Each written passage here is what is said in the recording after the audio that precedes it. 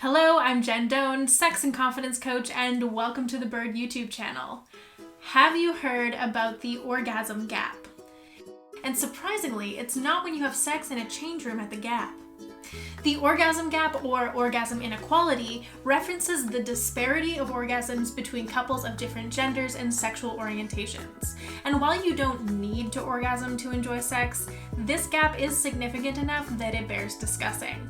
In 2017, a study was conducted with gay, straight, lesbian, and bisexual participants who were all cisgendered, and that study found that straight men were the most likely to orgasm in a sexual experience, with them orgasming 95% of the time, whereas straight women were least likely, only orgasming 65% of the time. I'm sorry, let me see that chart. Bisexual women are only orgasming 66% of the time.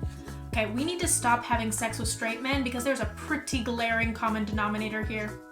Now, obviously, 65% versus 95% is a pretty big orgasm discrepancy between straight men and women. But what causes such a huge gap? Now, there is no one right answer, but it is a pretty safe bet to point fingers at our puritanical past, as well as our lack of pleasure-focused sex education.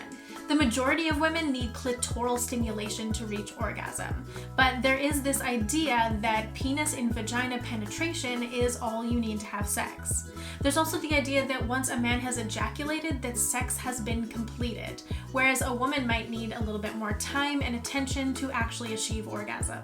That, combined with the shame that women feel around their bodies, their sexual desires, asking for what they want, and we have a recipe for orgasm-free disaster. And just a touch of patriarchy and perfect, you'll never orgasm again. So what can we do to close the orgasm gap and start having better, more orgasmic sex? Well, how someone orgasms is going to be unique to them, but here are a few ways that we can begin to bridge the gap. Number 1, communicate your sexual desires. Number 2, expect your partner to engage in clitoral stimulation.